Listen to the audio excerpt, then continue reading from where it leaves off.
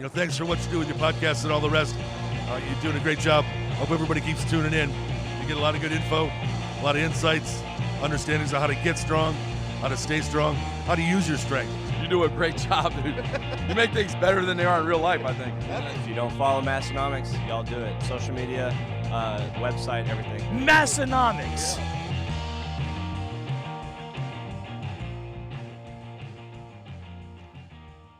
Welcome back, listeners, for episode 322 of the Massenomics podcast, the lifting podcast about nothing. Recorded live from western, northeast South Dakota. My name is Tanner. And my name is Tommy. And 322, we got a banger. We've planned everything about this episode out for weeks in advance and didn't get any of it together right before we started here today. So definitely the most pre-production work we've ever put into an episode. Absolutely. And as we're kicking off, I want to hit you guys with something here first. And this is going to be audio through my phone, Tommy. Okay. Oh, so are we I set up for that sort of hit thing? the audio button. Okay. And set up for that. Wanted sort of to give you a little, let you in on a little something with the Strength Co. Oh. We are lifters, coaches, and gym owners who set out to build a better barbell plate on American soil. We ended up here at Wisconsin's legendary Wapaka Foundry. With over 60 years of ironworking experience, the foundry had the knowledge, technology, and processes to build our weights to our exact specifications. Strength Company plates are slim but rugged, smooth but easy to grip, and electro-coated for durability and to look great in your gym. Because of the quality and accuracy of this American craftsmanship, we've sold thousands of plates to lifters like you all over the world. This is the next generation of American iron. Only available from the Strength Company. Damn. Pretty That's, good, that reminds me, it makes me think, I was waiting for at the end, damn, son, where'd you find this? Like the mixtapes back in the Yeah. that was pretty awesome. Pretty good, huh? You kind of know something about that, actually, too. Okay, Yeah. that's, I do know a little something about that. I was never heard what But panned you out. haven't, that's the first time you've heard that, and right? I never heard what panned out of that, so I didn't it worked. know. Everything worked out really well. You had a good recommendation there, and it all Good, worked out really well. So awesome. that's a new Strength Co. ad. That's wasn't specifically made for the Massenomics podcast. Grant's working on some stuff, that's going to be associated with some cool video and Oh, that he's got absolutely. going on. I would say you blew an opportunity there, Tanner, to go, I got to read the Strength Co ad and then play that. Because audio, no one's going to know. Lip sync the whole thing. Well, they wouldn't. Just for the YouTube people wouldn't know. That's the Strength Co. That's so. The reason there was the bigger gaps is because it's probably different things. Yeah, like different Sweet. uses of that's got some bang to it. that does. You could almost say that pops even. Like Big Brand goes, this guy is absolute savage. Yeah. I picture it's like the Giga Chad reading that, right? Yeah. That is what it would. Yeah, that's what you'd think, right? That I don't know about you, but that makes me want to buy some Strength Co plates. I don't know who could resist them after hearing that. No. Not only do I want to buy Strength Co plates, you know what else I want to buy right now? What? Anything and everything's from Spud Inc. Don't get me started. Yeah, you can check them out at spud-inc-straps.com. That's not Morse code. That is their website. We don't have a discount code with them, but what they do have going on is there's free shipping on all U.S. orders of $75 or more. And maybe you're asking, what is it that I could get from the Strength Co? And well, it's great because there's a lot of stuff you can get from the Strength Co. You could get carpet style pulling sleds, the bow tie. We all know about the bow tie. If you've been around the Massenomics podcast, you've heard about that quite a bit. You can get pulley systems for your home gym, belt squat belts, harnesses, training straps, gateway gear, like single ply and double ply gateway briefs, that sort of thing. Test the waters. Yep. They also sell belts, straps, wraps, and sleeves, of course. I would say that's really in their suites. The straps, and sleeves, that's they got it covered. The Tsunami bar. And then quite a bit of different strongman equipment. So if you're a strongman, you got stuff there that you should check out. And like I said, free shipping to the U.S. For $75 or more. And it's spud-inc-traps.com. And tell them Massenomics sent you. Yeah, tell them Massenomics sent you. So we can keep them around as a sponsor forever. That's the plan. Yes.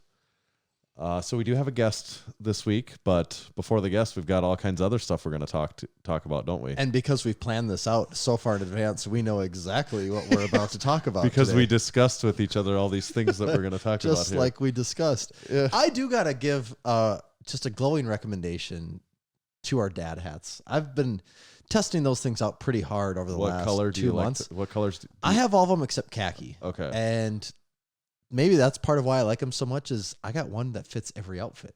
You know, right. When you got khaki would really khaki would give me unlimited options. Right. But when you got black, green, and the rose color, or what's it, black, olive, and rose, Yep. that goes with almost everything right there. And the missing one is actually oak. Oak, that's the correct name. Yes, not khaki, it's oak. But man, I love the fit on them. They go with everything. They're great hats. I'm very, very happy, and they're comfortable. You know, forever I was my go-to hat was always the New Era snapback that was embroidered. Yep. I still love that hat, but it's nowhere near as comfortable as the dad hats. The comfort cannot be beat. You're not saying to buy them, are Well, you? I'm not, but people can. Okay. I don't know. I'd be a little conflicted with that. Yeah, Like you I can don't like. want people to take too many liberties here Yeah. with what I'm saying, but what I'm saying is I like my hats. That's Yeah, what I'm saying. right. I didn't buy the hats. I don't have one, but I oftentimes think about It's- wearing one. But I just haven't worn a hat for I 2.5 would say years. it's So pretty rare that I leave the house now without one on. It's yeah. they are my So go-to which one's hat. your favorite color though? I probably wear black the Yeah. most just because I have the most black pieces of clothing, but Right. the next most popular for me for sure is olive. Okay. It's probably like this. It's probably like 40% black, like 30% olive, and then no, it's not 30% rose. It's probably like 45. I Yeah, don't need to get yeah. the details here, but you get what I'm saying. It's funny because I keep thinking about getting one of the oak, taking one of the oak ones. I keep thinking about the it. just reason, 'cause actually, one of the reasons I don't wear the black is because on It's those hot. very few hot days we've Yeah. had, I'm like, can't wear black. that's where black hat on the it. oak would really come That in would be clutch, the isn't perfect it? hat for Yeah. those days. Yeah. So Yeah. before summer's over, I'll probably have one of those.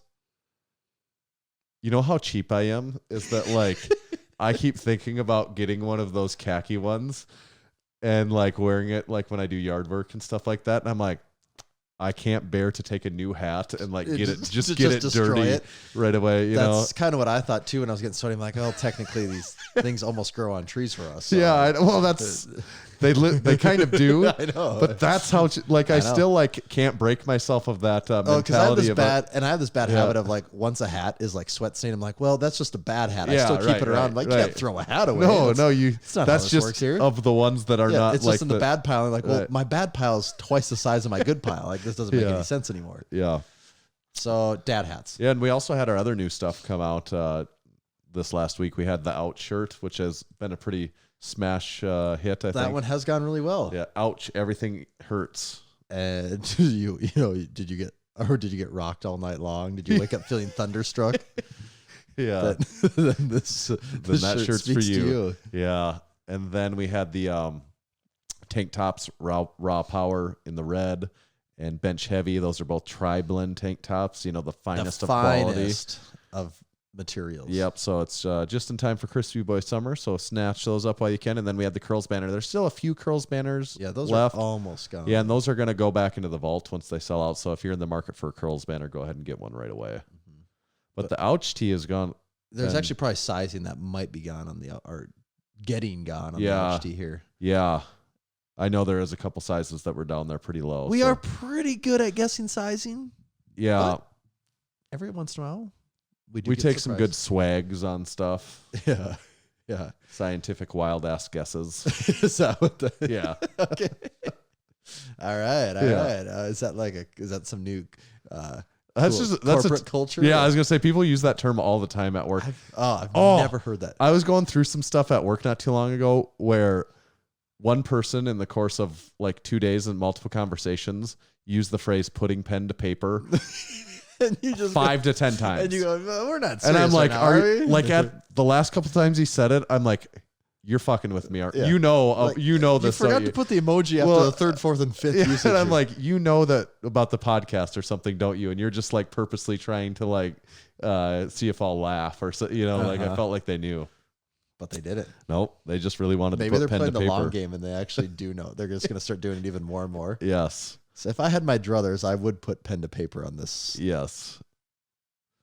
Well, we had a couple other topics here. Well, we also we're talking merchandise and things. Yeah. The membership cards. The membership cards. That started Probably to- the most exciting thing. You know, we had a drop this last week, but I might have been more excited for these membership cards. Yeah. So they actually started showing up. Because no one had gotten one yet when we recorded last week, had they? It was Friday. I believe we recorded Right. Wednesday, and it was Friday when people started getting them. Right. You're right. Yeah, So- I think we got ours on Friday, which is funny because ours came the same way that, actually one got mailed to my house. You know, I was the return address and the recipient address. Oh, like. yeah, true. Yeah. Yeah. I forgot about that part of it.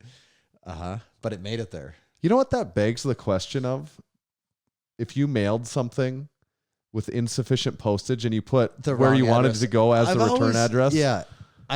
There's probably I don't know somebody how that knows. Yeah, there has There's to be gotta something that gets yeah. around that. I would imagine someone that listens to the Actually, works. at the world famous Brown County Fair here in Aberdeen, South Dakota. Yeah. One year I went to the rodeo. I heard the rodeo clown say, that was his joke is, oh, you don't have money for a stamp? Easy. Just write your name as flip the addresses around, Right. drop it in the mail, and it gets there. They're just going to return it to sender. There has to be something stopping that though. Because that's just way too easy of a solution for people to exploit. It's interesting. Someone in the Discord said we never saw Tanner and Tommy's cards. Yeah, mine's actually, if you look at the video on Instagram today of where a bunch of people holding up their cards, I am actually in there. You have to look closely, but I am. Yeah, with the hair. Yeah. Mine's sitting right here on my shelf. So And we're the last numbers in the sequence. we were, but we have the earliest date though. We do have the earliest date. So we kind of put ourselves out of line. Yeah, ours date back to 2014, don't they? Yeah. I think what do we put like December 28th, 2014, something like that. I believe that is the time. Inception. Yeah, It was or it's like like when it's like a Massenomics Quentin became Tarantino self-aware. movie. Yeah. It's like, whoa, but this is first, but it's the last one. But what's going on here? It's like a twist ending. Yeah. So for anyone that maybe isn't a supporting member, and right now you're like, what are these membership cards? What were these membership cards, Tommy? Like, how would I describe them? Yeah, like who got it and why did they get it, and like yeah. what you know. So these were the Massenomics supporting member cards, and it was the official Massenomics credit card that's good everywhere things are accepted. It even says so. Accepted on the back. everywhere things are accepted. Yeah. And basically, you got a card with Massenomics. It has your Massenomics number on it, your member date, your name, and yeah, I mean it's credit card size, fits right in your wallet. You can take it with you everywhere. Everyone has their own And personal number on it too. Be a card carrying member of Massenomics. Who asked who is number one? Scott Dodds received number one because he was the first ever supporting member. The other question that's come up is who's got 69. Nobody has posted yet 69. I saw Brandon Campbell posted his. He was 68. So nobody has. Technically, we could look and find out. I kind of did. After Brandon posted that, I did a little looking, and I think I know who 69 is, but I don't want to spoil any surprises. So. Oh, actually, you know what? The sheet I have, though, is slightly different than the sheet that's in there. Okay. I think. Well, I I'll just have to looked go. at who was the next after him. After All him. right. So That should be accurate. Right, then. Yeah. right. Because otherwise I couldn't just go by the list because there are some duplicates, there is some differences there, but I did just look who's after him. So I think I do know who it is, but I won't spoil that surprise. All right. So if you signed up after we got them out, you didn't get one. You missed the first batch. But won't be the last time we ever do a card, that sort of thing. And it won't be like the last thing we do for all supporting members. We kind of got some other ideas. Oh, the ideas are already cooking. And we really had a lot of fun with this.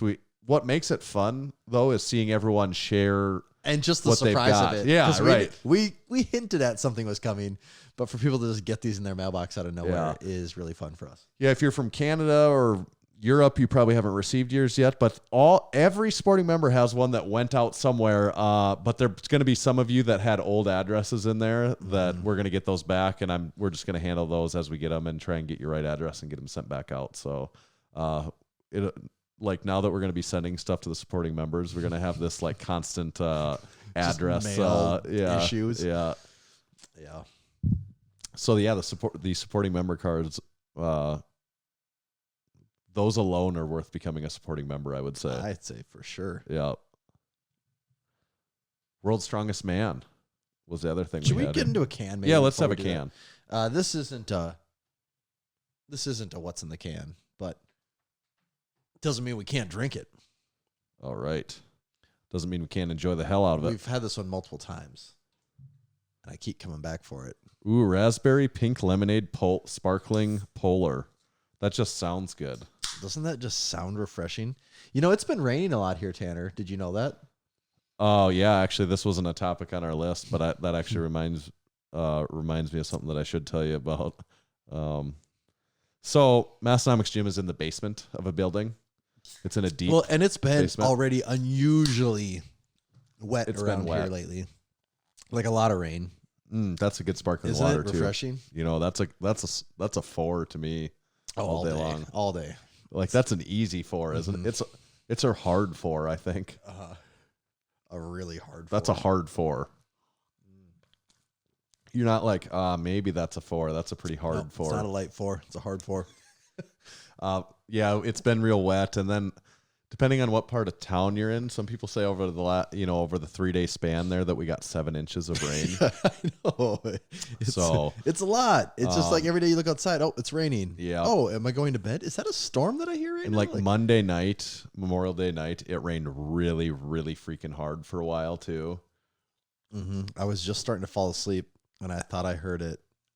I'm like, that can't be rain again. Right. But it was. It was, and definitely there's been quite a few people in town that got water in their basement home water issues, and that sucks. Our sump pump's been running. Some people don't really have, some parts of the country they don't really have basements, I think, so maybe they don't really know about this as much, or rain really even. That's in a true. lot of parts too. That's a good point. And they're like, maybe their town isn't built on a swamp also, which would help, but like built in the middle of a swamp is my sump pump, I timed it, was running like every 15 seconds. That's how quickly it was filling up at home. But anyways, our gym is in a deep basement in an old building, and used to be a nuclear fallout shelter, so it still feels like a nuclear fallout shelter. Isn't there some signs up in the other area? I think there is, yeah. I mean, that's a place I would want to be if there was a tornado. Oh God! Like if you were in the basement there, if a tornado could go overhead, and you I'm might not sure even, you you'd would be know. like if "Did you were something working happen?" out, working out, you for sure would not know. You know, have the music going, you're kind of in your zone. Yep, there's no way you're gonna know that something happened. Yeah. So I came down there, actually Monday night when it was storming real bad. I went down there because we've gotten water over the course of having that part of the gym over like the last 4 years. There's been a couple times when we've gotten a little bit of water there. And I knew with how much it had been raining and how much it was raining that night that it could be a potential issue. So I went down there Monday night, was kind of trying to clean it up a little bit, shot back up the water, mopped the water up as it was going. And I kind of had a good handle on it, and it got to be like 10:30, 11 at night, and I thought, you know what? I can't sleep here. Like I actually really didn't consider it, but for a split second in my head, I'm like, I suppose I could lay. Like I was getting so tired, I'm like, I suppose I could lay on that bench and actually just like fall mats. asleep. I could put the mats down, yeah. Like I could do it.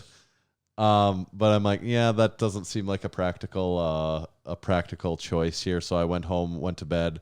Came back at like 5:30 in the morning, and much to my chagrin, the damn water had reared its ugly head. Yeah, the dam had burst apparently, and the entire gym was basically, it wasn't deep. It wasn't like feet of water, but there was water. Yeah, there was water. Did I show you like the video? I got the one video you'd sent me. Okay. So I sent you something. Yeah, and there was a lot of water. I mean, I probably shot backed up, a couple 100 gallons of water or something like that. And it basically took like 6 straight hours of working on that. And then back at it like 5 times a day nonstop until like right now, and it's finally stopping. You know, And you were saying like you were cleaning the water up, and you'd get done, go back, and it would just be seeping back up through the floor, right? Yeah. Yeah, it's basically because like the water table's is so high from the amount of rain that we've got, and then the basement's so deep that even with there's several sump pumps around the perimeter of the basement too, but it's just kind of a crazy time. But it has subsided now, so like I've had 2 nights of almost not sleeping because of like the anxiety. Waiting to go in and just see 6 feet of water. Yeah, what's anxiety? Is that like when you're worried about things that haven't happened yet? I think that's kind of what it is. Yeah. And I had a severe anxiety at night because I'm like, oh man, what am I going to walk into in the morning? Mm-hmm. But now today, like I feel pretty good about it, so I'm going to be able to rest until easy. It rains again this weekend, right? That's like, I think it could even rain a little bit and it'll be fine as long as it doesn't rain like 3 inches in a couple hours again, like a little bit of rain is okay, but we've just been getting just dumped on. Yeah. So the gym's okay for now. Gym's back. The deadlift platforms today. This evening, I got to go put them back on the floor. Those things have been getting some water hit on them pretty good, haven't they? Yeah, they're resilient and like I'm amazed how those are actually holding up. Yeah, and I got bunch of box fans or whatever floor fans going on stuff, and luckily gym equipment's pretty resilient as far as that, like a little bit of metal feet on stuff, or some of those platforms, like flip them up, dry out the floor underneath of it, and like for the most part it's been good to go. Yeah, that's good. So the moral of the story is I'm not really sure what the moral of the story is. Don't own a gym. That's what it is. Yeah. That is when I'm in there for like 5 hours shop vacuuming. That's when I'm like mad at all the people out there that think it's a good idea to own it. And like, you dumb shits. Like, you have no idea what I go through. If only you knew. Yeah.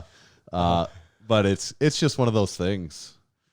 It's just one of those things. It's one of those things. And like with a gym like ours, you kind of take the good with the bad, honestly. Yeah, like gotta roll with the punches. That is kind of like, would being on the main floor of a really nice brand new building and like having like nice finishings on everything be nice? I'm like, well, I'm not sure if it would be for a gym exactly. Some people like that. It sounds like it right. would I mean, you can definitely see how there are parts of it that would be really nice. Right, like not having a flooding. Yeah, it's not like it's 100% win, but there's a lot of things that would be a win.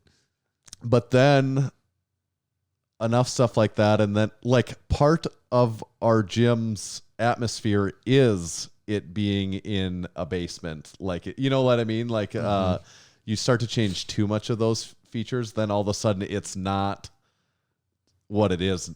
Yeah, they're like, hey, that was my favorite T-shirt. I liked it with the holes in it. What'd you throw it out for? It's like that. Yes, it is. That's a good example. No, that's my work hat. It has the sweat stains, and I like the sweat stains. Like that's how I want it. Yep. That's what it's like. I got a new one. I got to rub it in the dirt right away. Don't buy our hats, but so that was the weather update / flooding gym update. And you were gonna, I could advertise now that we have a pool. You could. That was the first joke I thought of when I walked in. I'd be like, now Massenomics Gym now featuring a pool. The pool's coming in hot. Yeah, we don't have the full body vibrator, but we have a pool in the gym. Yeah. Well, once we got maybe we need a full body vibrator in the pool. Then we'd really be onto something. Yes. But before we even started this, you were going to say something, and I interrupted you about rain, and I don't even remember what you were going to tell me. Oh, it's like rain in your basement gym. We were going to talk about, first we were going to talk about World's Strongest Man, but then we're going to have a can, and then we started talking about this. But then we also did a little partying this weekend too, didn't we? Did a little bit of drinking, boys. And the rain also hit out there. I don't know if you saw. I was already gone. The door. When I was leaving, like, holy crap! This was a part of the 7 inches because it was like that was when it was first starting. Like that was 2 nights prior to this other hard rain, and it was coming down. Then, like you open the door to the building, which is on the main floor, and water starts just pouring into the building. There's a video. It must have been from Flying Ryan of you standing at the door. And I'm like, it was. What is that much water coming from? It was like someone had a fire hose outside the door. Why was it just pouring into the door? Like, so did you like shut the door and it stops coming in? No, I just stood there. But that was it was crazy. But my brother, Ryan, he got married last year, but then he had a big reception this year. Yep. So we all got to partake in that. And it was fun. There was a bunch of supporting members there, actually. Like people showing me their cards. Okay, here's the ones I can remember. Big Brian, Big Caden, Big Grayson, and then there was others. There was at least one other one, and I'm just forgetting now. But I just because the number of people that were like, "Hey, got my card," you know, and I'm like, "Oh yeah, you're a supporting member too." I don't know, but I'm like, I'm pretty sure you're missing one. But but then just a lot of gym members there too, right. You know, people we know. So it was a really fun night. Got to do some eating, a little drinking. I had to take a lift home. Even you got a lift home. A lift, yeah. I actually got a lift home too.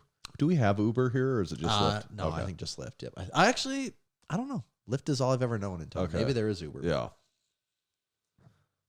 I don't really know how to do that stuff, so my wife corralled that. My wife. Yeah. My wife. She said, "Let's hit the road, Jack." But yeah, World's Strongest Man results. That was the other thing. So here's the 10.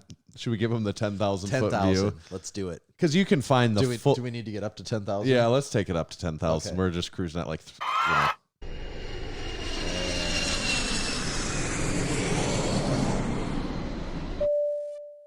Okay. Okay. All right.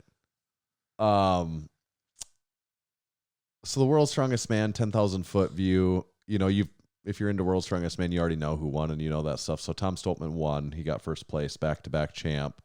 Martine's got second. Tied though. Yeah, he tied, and then it's a count back to whoever did best on the stones, which I think that's an interesting.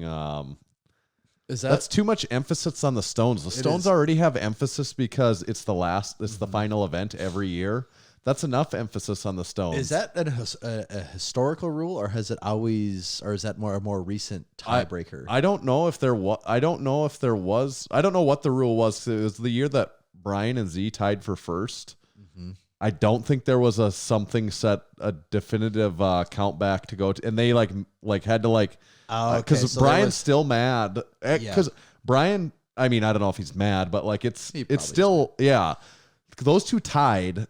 And the countback that he ended up losing on was something that nobody was aware of that would even potentially, it was a weird thing. And that's how close you would be to having the fifth. Because weren't a lot of people mad because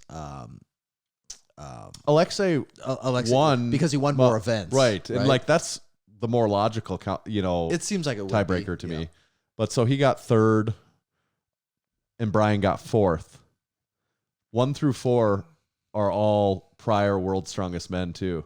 Mm-hmm. So that's kind of an interesting. True, yeah. I would assume that's never happened. The podium many times. The podium was all prior World's Strongest Men, but 1 through 4 was actually they have all been World's Strongest Man before. So that's kind of a cool thing. That is, yeah. So I'm just pointing out the things that I noted. That's one, and then other thing was Tom Stoltman, because Novikov did so poorly in that last event and dropped down and Martine's tied, he was more than 10 points ahead of anyone else, of second and third, and obviously anyone else.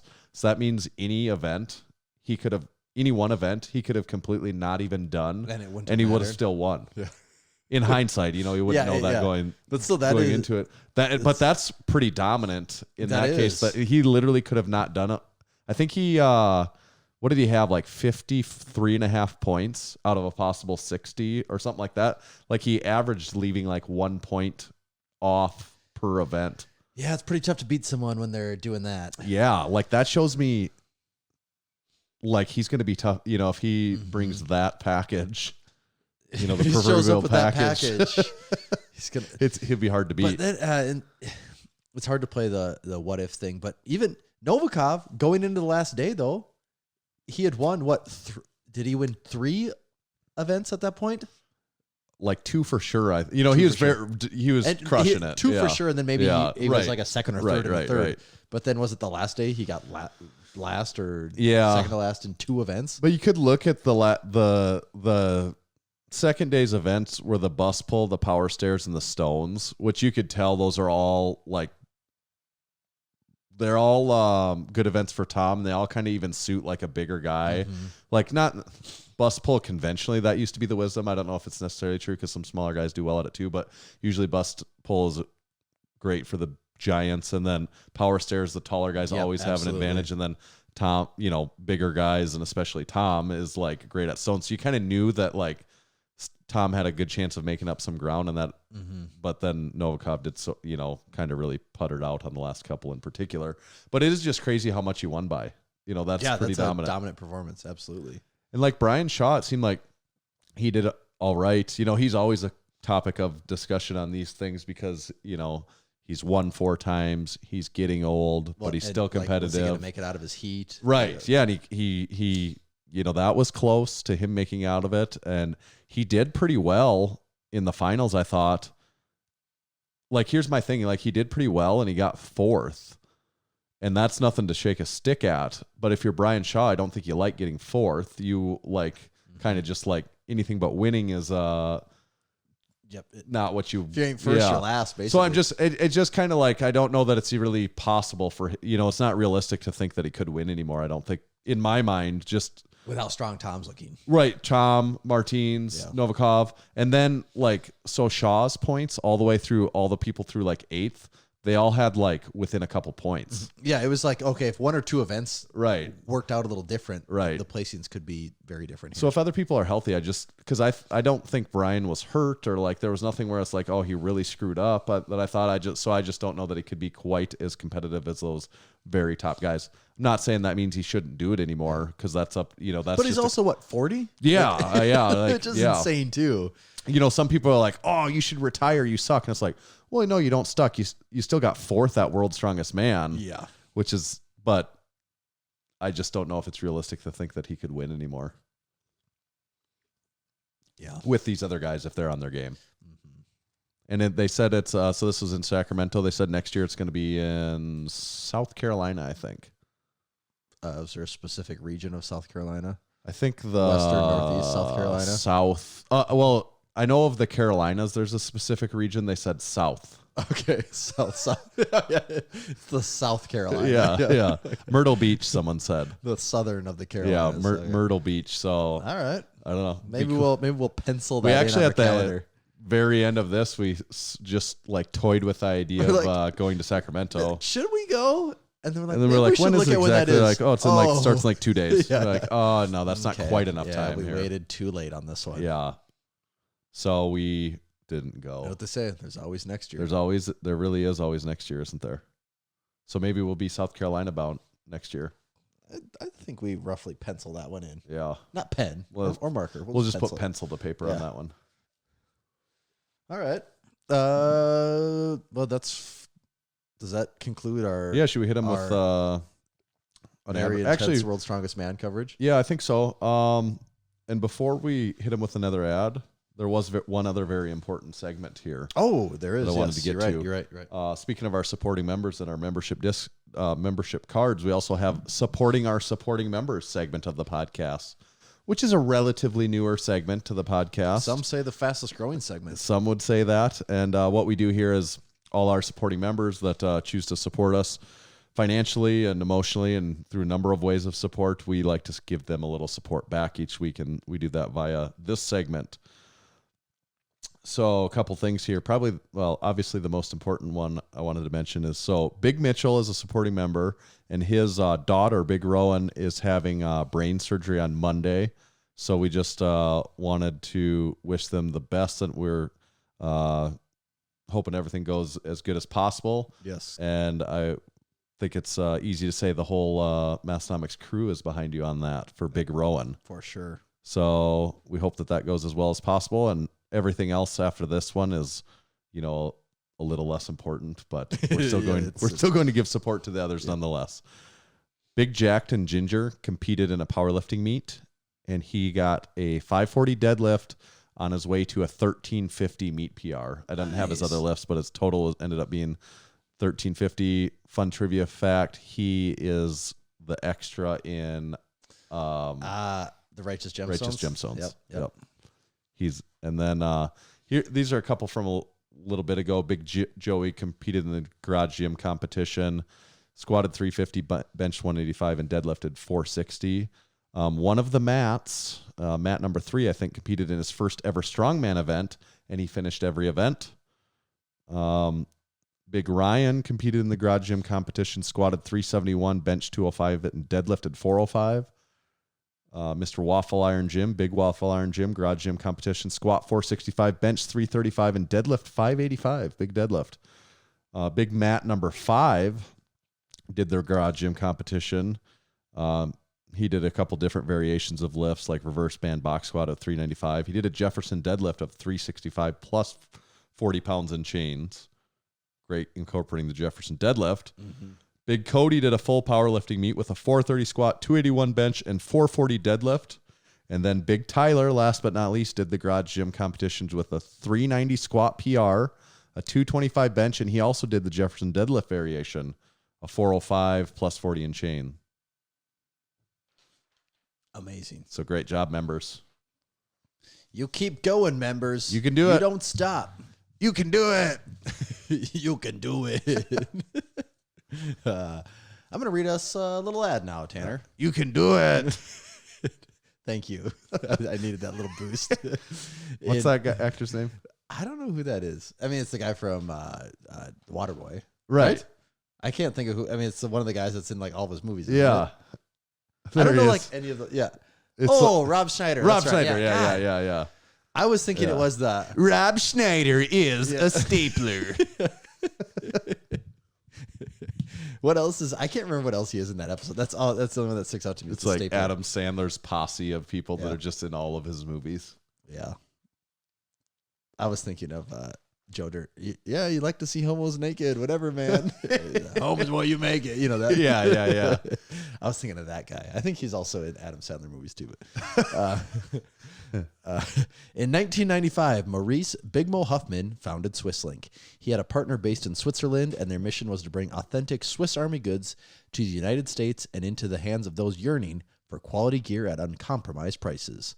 Over the years, that mission expanded to nations across Europe and beyond. Now, for nearly 3 decades, Big Mo has been traveling far and wide in search of the best items from military forces around the world. Big Mo doesn't only find authentic military clothing for SwissLink, he brings in everything you could imagine from Czech Army bedpans to Italian champagne glasses. At SwissLink.com, you can find classic military surplus uniforms, a great selection of military-issue backpacks, tools, wool blankets, NATO fuel cans, gas masks, emergency food, first aid kits, survival packs, camping gear, and so much more. Tanner, I wonder if they have some flooding waders or anything like that. Would have come in handy. You know, I'm actually kind of considering buying myself one of the NATO fuel cans. I looked at them the other day. I And think that'd be I've been using my riding lawnmower, and it sucks down quite a bit more gas. And my little 2-gallon gas tank isn't really, my 2-gallon gas container. I need a big 5-gallon NATO fuel can. That's the free shipping case too. They had for them. Free shipping. And wait, it gets better. Yeah. There's more. Okay. SwissLink's unrivaled collection and dedication to quality customer service sets them apart from the rest.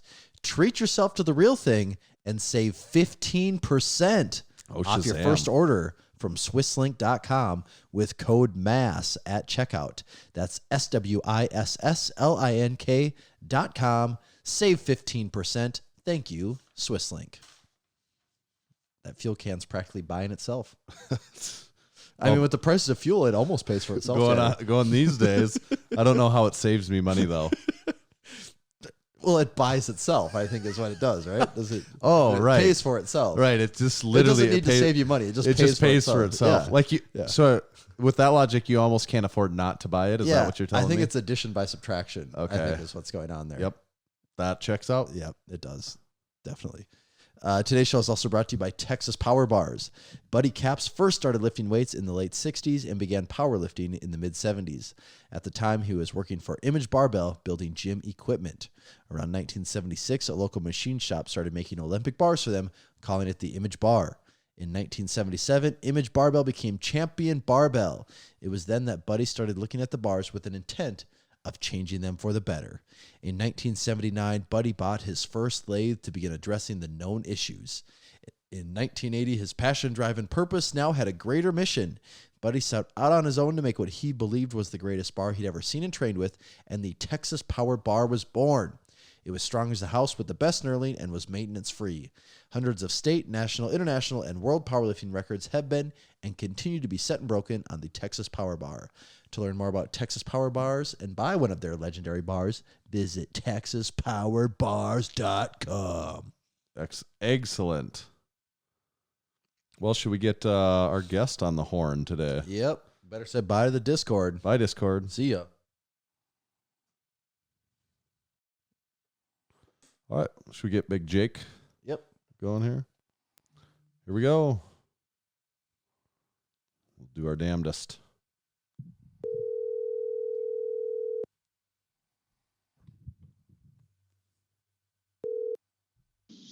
Hello? Big Jake, is that you? Yes, sir. Is this Tanner? Yeah, this is Tanner, and Tommy's here too. What's up, Jake? How's it going, Tommy? Good. We're excited to get you on here. I know we kind of got you last minute, so we're glad you were down to give it a shot here. Yeah, I got a text from South Dakota. I was like, I wonder who this is. So you said not again. First time ever. You were probably wondering, why do they have my phone number? Hey, I just placed that order. Yep, so, you know. that was it. Yes, sir. Yep, the sir. lift shorts got the best of you.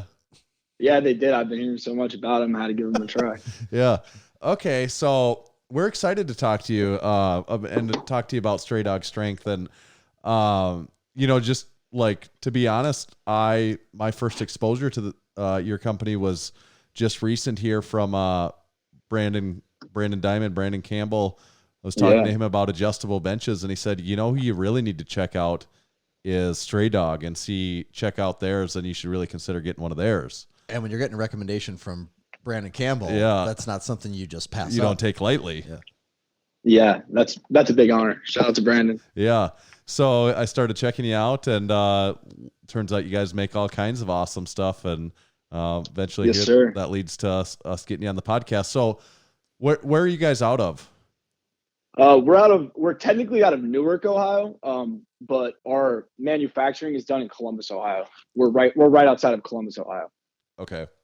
So what's kind of like the origin story of Stray Dog? I mean, I know it's probably I know you mentioned your dad started it, but like what's the story on that? What's the timeline? We like to talk in terms of timeline, so it'll be a good timeline here. Yeah, timeline on it. So Stray Dog started out as the equipment guys originally. So back in 1996, my father, Matt Purdy, he started he was working for another company, Max Rack and Barry's Barbell, and he branched off on his own. So he started making rack. He claims he was one of the original pioneers of the rack bench system. So in the 90s, everybody was using an incline bench and a flat bench. Matt decided, and a squat rack. Matt decided, let's bring it all into one, make it one big unit. So we started selling these racks back in the day and in the 90s. We have pictures of them in the Chicago Bulls and the Kentucky Wildcats, all over the place. So we really took off originally because we were one of the first people doing the racks. And then I think about maybe it was 98, we switched the brand to Stray Dog. So Equipment Guys is still the name of the business. So like if you get an invoice, sometimes it'll say like the Equipment Guys, but the brand is Stray Dog Strength. Okay. So, we go as Stray Dog. So that's why everybody's like, oh, you guys are brand new. It's like, no, actually in 2020, we decided to change our website from theequipmentguys.com to straightdogstrength.com and to change the Instagram from the Equipment Guys and all the social medias and all that. And that's what really, I think, helped blow us up is the name recognition of the Equipment Guys. Like, you know what I mean? That's such a bland name and no one's going to remember that. So we switched it to Stray Dog. Yeah. Yeah. So I mean, was that, obviously you're kind of the second generation. Was that something you were pushing towards, or, like rebranding is kind of a big deal after that many years? Yeah, it was a big argument, honestly. Like my whole life at wall, I've had like a Stray Dog poster on the wall, and like Stray Dog is like the real name. You know what I mean? To me, it was always Stray Dog. It was never the Equipment Guys. So once I graduated college, me and my older brother, who's our engineer, we decided that Stray Dog was the move. And my dad and my mom, who were the two owners, decided that they were gonna let us kind of run the ship and start taking over. So that's what's been going on since 2020. And we've switched over everything to Stray Dog. So it really is a family business. So you and your brother both. Okay. Yeah. So like my brother and I, Zach, he does the engineering and the product design with me. So I do marketing and product design, and he does engineering and product design and all of that. So yeah. Cool. And so one of the things, talking about products, we were looking through, and you guys do have some unique things that stood out to us when we were going through. And the first one, and this is the one that, like Tanner said, first made you pop up to us, was your adjustable bench. And you guys do it a little different than the rest of the industry does. Yes, sir. Yeah. So we actually. Oh yeah. So what is the story, or what is the story, and how did that come to be? So basically, Zach decided, like, well, if we're gonna make an adjustable bench to compete with everybody, like, we just don't want to make the same copycat adjustable bench. So we were like, what can we change? So if you remove the ladder from the frame, you now have a free frame. And when you have a free frame, you can have a spotter plate there, and you have a less of a width on the spotter plate. So it's better for every other move other than bench press. Does that make sense? Yeah. Mm-hmm. Yep. Yeah, because, like, you know what I mean? Like, you're using one of those like wide, like more traditional benches, and you're doing a dumbbell row, and you can't even like do you can do 40% of or 60% of a rep or whatever, and you hit the bottom. So we decided to move the spotter plate in. And then also what that allows you to do is, like, you can stand there. So, like, I know this sounds cheesy, but like preacher curl on that bench is money. Like, you can stand like on the frame and put your arm. We literally designed the angle to be like downward so it doesn't hit your armpit, because originally it was hitting my armpit. And then you can do preacher curls like it's meant for that. It's crazy. And so for people, like, if it wasn't clear enough, it's, the traditional adjustable bench, it does have that ladder system on the bottom where, it adjusts. You see the steps across the bottom where the bench adjusts. Yeah. Yours adjusts on the actual back of the bench pad. Yes. The other reason for that is, how like everybody will lift the pad and they kick it out with their foot. Yep. Mm-hmm. Yeah. So like that's kind of like, that's not like the move. I feel like if you can just pull it from right where your other hand is, like, you don't have to bend all the way over. Like, that's just much more comfortable to adjust. Yeah. So it's like an ergonomic thing then. Yeah. Yeah. We were like, why isn't the handle like right here? Like, Right. this doesn't make any sense. So And like, we deal with schools a lot. We sell to Okay. schools, so mostly. So 90% of our business is colleges and high schools selling them to sports performance. So we do like mostly like athletic departments selling, and we do a little bit of rec centers, but not very many.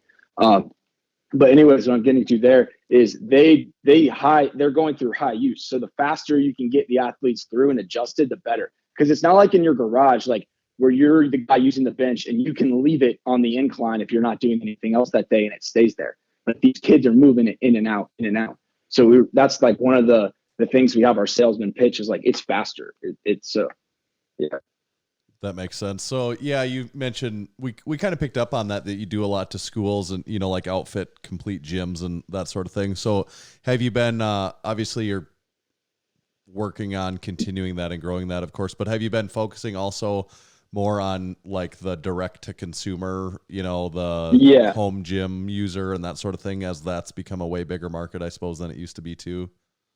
Yeah. So like a lot of companies, like Strength Co and a bunch of people, they got into the business during COVID. During COVID, get into the business, we just kind of like pivoted a little bit because a lot of the schools were closed, so they weren't wanting to buy stuff. So I started selling to, everybody like for their home gym. Before that, if you called us, if we didn't know who you were, we would basically tell you, no, we don't want to sell one rack.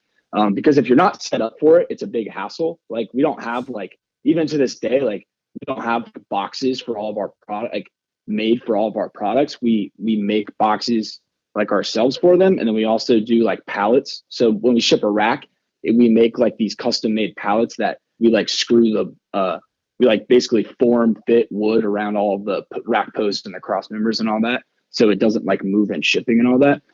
So like we had to learn all of that. So it was a big learning curve, but yeah, we definitely are focusing on it now.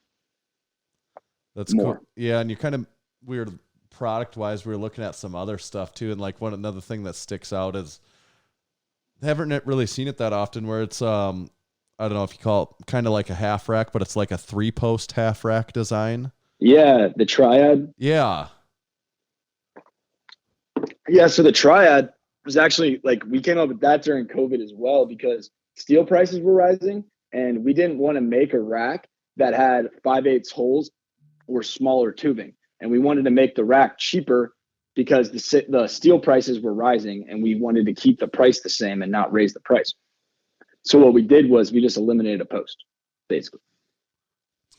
And yeah, looking at the picture, you're like, man, it looks strange. But then you're like, well, but it also seems kind of obvious because it's almost just as functional. Like no, they are. We've installed them. I think we've sold like over like 100 of them to schools mainly. A lot of people get the double sided. Have you seen those? No, but I guess I'm picturing it already. So it's where it's like a rack on each side, like the collegiate on each side. It's like exactly. So it's a double-sided half rack. So we make the alpha half rack, like it would be an 8-post rack, and then we also or a 6-post rack, excuse me, and then we also make the triad rack, which is the same thing, but it's only 5 posts. Right. And the cool thing about the triad is, so you know where those cross members go in and they meet at the back upright? Yep. All that space there is free. So you can walk in and out, and there's the plate pegs, right? They're not hitting you because there's no rack post there. You walk right around it to the side. The sides are open. So what you can do is we have a rack mounted cable column, belt squat, or lat pull down, and you can put that there. So you could have a half rack with a cable column and a lat pull down off the back to the sides. And as long as if you didn't put it up against the wall, it would be fully functional in like it's 36 by 49, so that's like a very small footprint. You can have all of that. Yeah, and that's that is kind of part of the problem with a lot of these racks is they just get so damn big, where that seems like that's a major selling point of a system like that. Yeah, for sure. Like that triad, then do people put plate pins on that back third post? Like just put plate pins on both sides of that one post? Yeah, that's exactly what they do. So what we'll normally do is we'll put a change plate storage. Have you seen that? The 3-prong. Does Brandon Campbell have something like that, or does I've seen? I don't think he does, but a lot. It's I've our best selling product, honestly. It's our best seller. What is it then? Explain that. So it's basically it's a change plate storage. So it holds 2.5s, 5s, and 10s, but it only takes 1 bolt. Okay. So it's not very big. And the coolest thing about it is there's storage on the back and for chains, bands, or whatever. But there's also the weight pegs are angled up 2 degrees. Because you don't need a normal weight peg angled up because you got a 45 or a 25 or a 35. But a change plate is 2.5 pounds. And if you re-rack 315, see a change plate. It rattles. Right. Or it falls off mid-set. I've had it We've fall had off. that Before. We've had problems with that. Absolutely. Exactly. So we just angled it up 2 degrees. So I've had a couple customers like flip it upside down, not knowing it was angled up 2 degrees. And they were like, hey, slide down this every doesn't time. really work. I was like, no, you have it upside down. That's a good idea, though. I like the idea. Yeah. So it's instead of being all vertical for those, you can get like 3. What do you? So that's a good idea. And the cool thing is it works on 5/8 too. So there's a 1-inch hole and a 5/8 hole. So the same product I can sell you works on both. Okay. What hardware are your guys' racks usually? What? Oh, we only make 1-inch racks. Okay. Yep. We've been making 5/8 hardware solely for the home gym community. Like I've never sold a 5/8 anything to a school. Okay. Ever. Gotcha. Yeah. So you maybe one day, but yeah.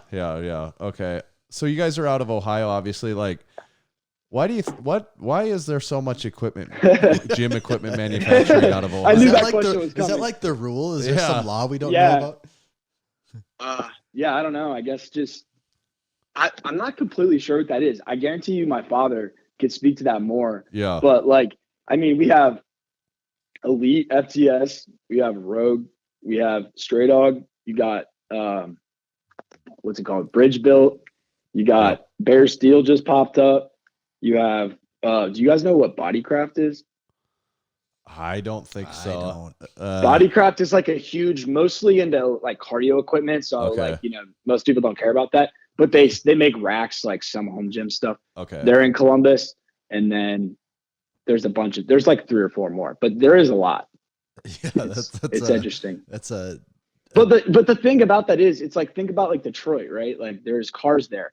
Right. So why were all the car plants there? Because the same resources are there. So if you're the seller of rubber or you're the seller of seatbelt cloth, you just don't have to ship as far. Like, so like our plastics supplier, like, they sell to the other manufacturers in Ohio. Like it's the same guys. They all do like, yeah. Yeah, So. then that makes sense. But what we kind of, speaking of Ohio, we kind of have this ongoing debate amongst like ourselves and our close followers and stuff, and everyone always wants to know, and everyone has an opinion.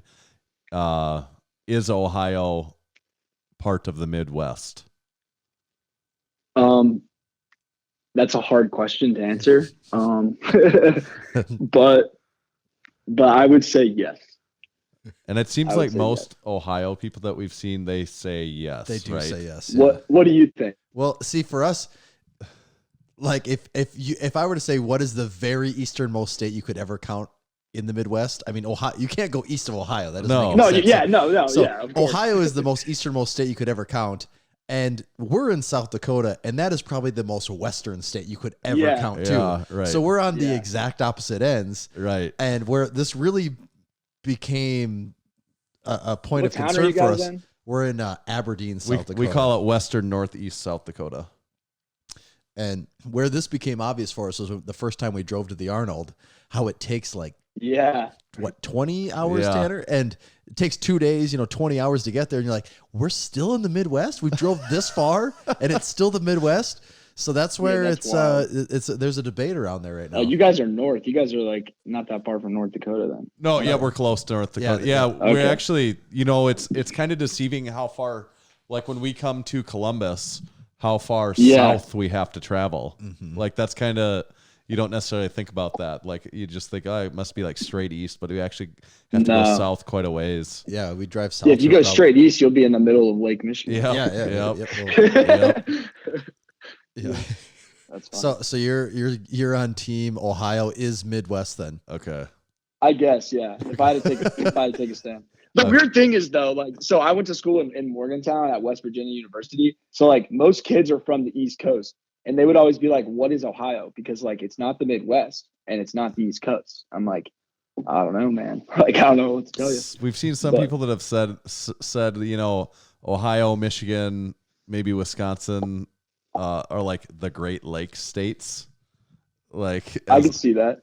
It just doesn't roll off the tongue No. quite as good as the Midwest. Just Ohio and Michigan like doesn't have the best like relationship. So they there don't was want a to be war and everything. paired in. Yeah. Okay. There was a war fought.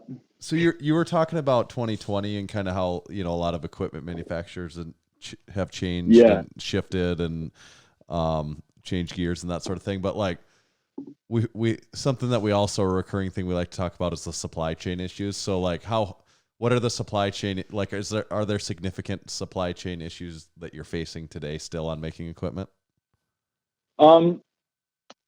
Yes and no. Most of our, almost all of our stuff is coming from America. So like, it's not a problem with like the shipping. But some of our stuff like is coming over from overseas. So there is a little bit of a backup there, but it's not too bad. I don't really deal with the supply chain on that. But from what I understand, like it's not a problem. Like whenever we've had big orders, like a 20, 30 rack order, we fulfill it. It's not a big deal. Yep. We've been doing just fine. So yeah, we actually had our best month ever in May. So we're doing pretty well. Well, that's awesome. That's a good sign. Yeah. Yeah. Yes, sir. Glad to see the marketing's paying off. Yeah. Yeah, definitely. Yeah. That's cool. That's definitely a good sign. So we talked about several unique pieces of equipment. What else like haven't we talked about that you guys the hooks. The hooks Yeah, was yeah, the other there you thing go. The we hooks. saw. Oh, the other bestseller. Yeah. Everybody loves those hooks. The hooks are, so they originally, we were just like, well, we have all these attachments for, our ATR system. Have you seen those with all the cable columns and all that?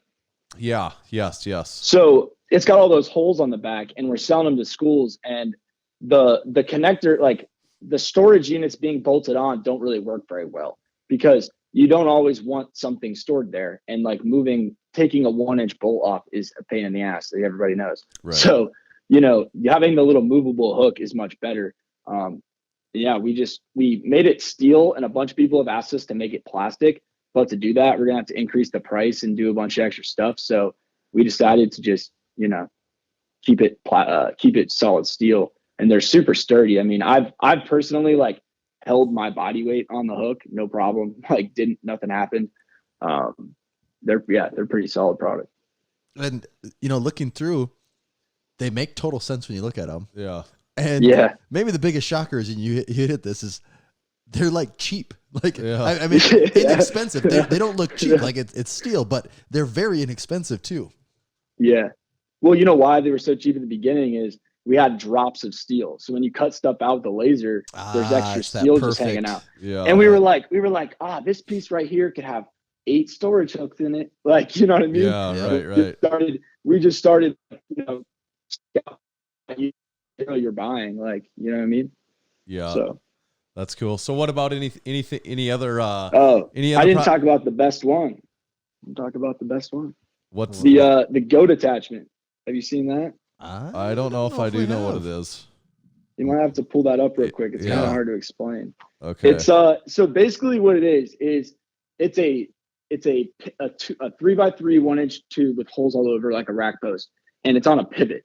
So it's very similar to a jammer arm, but it's only 24 inches. So it's not really made to be a jammer arm.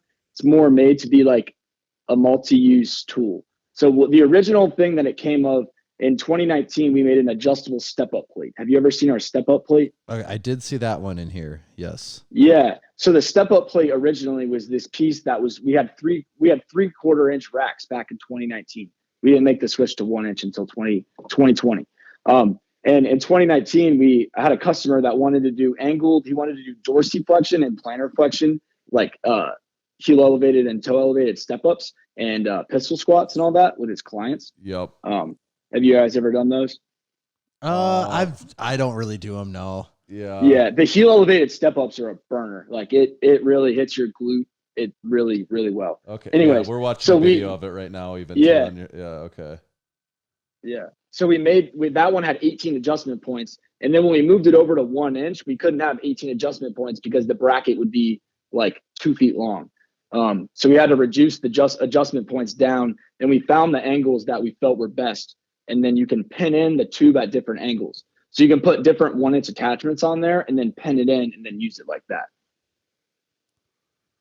Okay. That's interesting. Yeah. That is interesting. So what I use it for mostly is leg extensions, leg I curls. see people using it for leg extension and leg curls. I do a lot of the step ups, and then I'll do like a pistol squat. And what's nice about that is like you can hold on to the rack post and give yourself a little bit of stability, and that's nice. And then also I'll do like back or chest supported like rows or whatever with like the lat seat on there. Yep. So that works really well. So, and you said your brother designs a lot of products and does that sort of thing. Yeah. Is he kind of, does he always have 20 different things he's thinking about and working on, or like what's that? Oh my gosh. Yeah. You have no idea what trying to lift with him is like. It's annoying. We're lifting, right? And we have a whiteboard, so it's a showroom, a conference room, and an office right next to each other. And the conference room has this big whiteboard. And it's like literally probably 12 feet from the triad rack. And I'll be like lifting, and he'll be like, Jake, come here. And he like has this sketch drawn on the whiteboard. He's like, what do you think? I'm like, I'm trying to squat. Like, I don't care. But yeah. So sometimes it's a little too much. I'm like, all right, we need a lift sack. But Yeah. it's pretty fun. We basically just like lift, talk about stuff, lift, go back and forth. Oh, I can kind of relate to that because when Tanner and I are in at the gym at the same time, we start riffing going on on Massenomics Massenomics stuff, ideas, and then all of a sudden you're like, damn, it's been 30 minutes between sets here. Need to get back to it. Yeah, you're like, what else? What other attachment can we make to hold stuff? Yeah. I do like the change plate storage. I was just looking at the triad. Sorry, that's mixing names of things, but the change plate storage, looking at that again, I'm like, that does make a lot of sense. That's good. Yeah, it does. Is there any top secret stuff like that's coming out soon that you can't talk about? Black label. That's pretty cool. Are you there? I cut out. Can't cut really out on say us. too much. You cut out Oh, on us. you didn't hear what I said? Yeah. Okay. I said there's a lot of build up for cell phone break.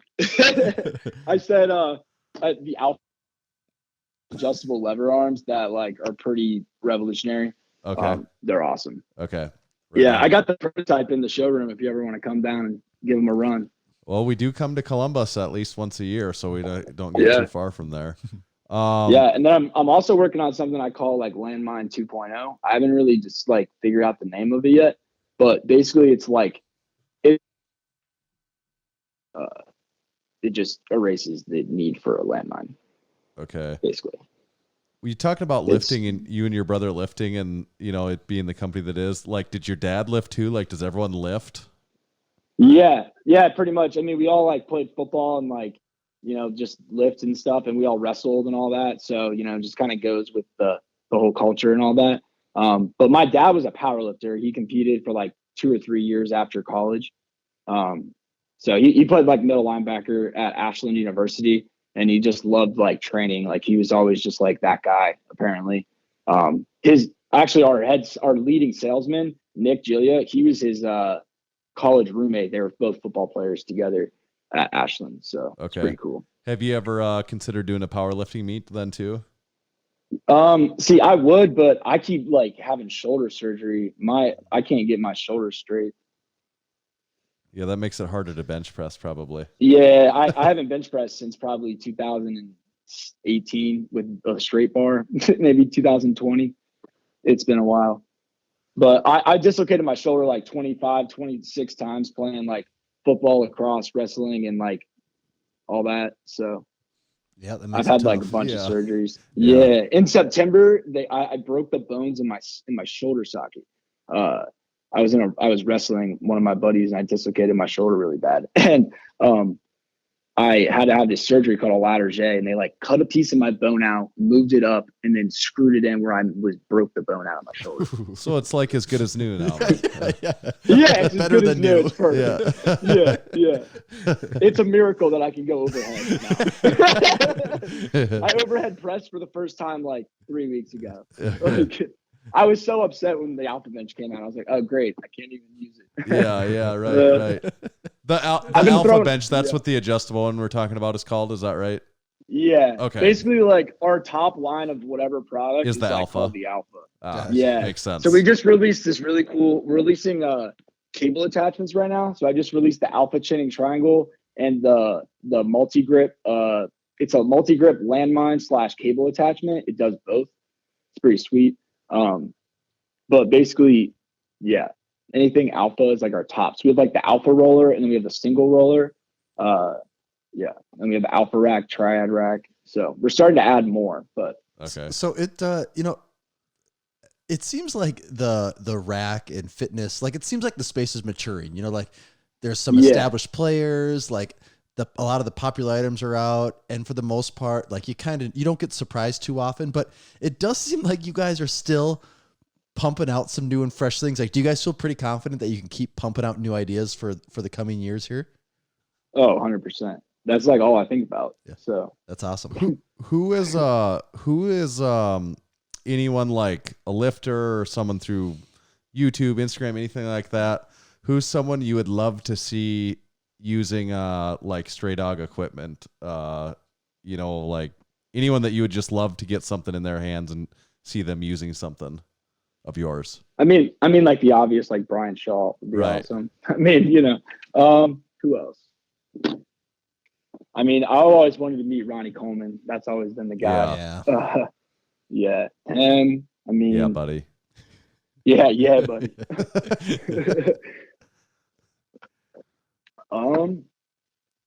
I mean, other than that, I'm not too like, I don't have like anybody in particular. I really want to see us like in like at like Ohio State football, at like New York Yankees. I want to get the Los Angeles Dodgers. I want to get big players. Yep. We're coming after like the top dogs in the industry. Like our equipment is better than second to none. Like there's no fault. Like our designs are very, very good. The only reason we're gaining all this traction is because of the designs. We don't have marketing fluff, all this jazz going on. I just post products, videos of products. Like that's it. Like it's not going to change.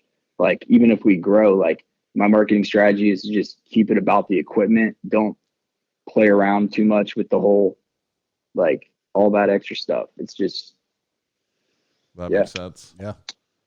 Yes, sir. I guess it'd probably be all right if like The Rock was using something like using. Yeah, an The Rock. avalanche, too. Yeah, that would be sick. Yeah. Get Yeah, his get it. I 50 heard he has million like people- traveling. I heard he has a traveling home gym that just like moves with him set to set. So that would be elite. Yeah. That would be alpha. That would be alpha. Yeah. This is Okay. true. We've got this little game we like to play with every one of our guests called Overrated Underrated, and we've got a special Stray Dog Strength set of overrated underrated topics for you. Oh, So it's your job to decide if each one's overrated underrated, and you can elaborate on that as much as or as little as you want. You've got your druthers there, but what you can't do is ride the line. You've got to ultimately decide if each one is overrated underrated. But if you think you're ready to play, we'll fire them at you. We've got a few for you. yeah, let's do it. Excellent. Overrated or underrated cornhole? Underrated. And you know why we're asking you about cornhole? Yes, I know why. You know, I DM'd the American Cornhole Association.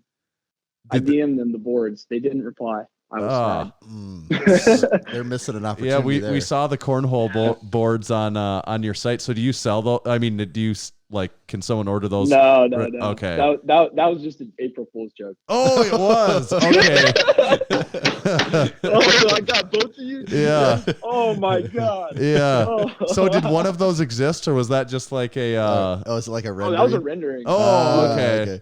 Oh, you guys got caught by the rendering. Yeah.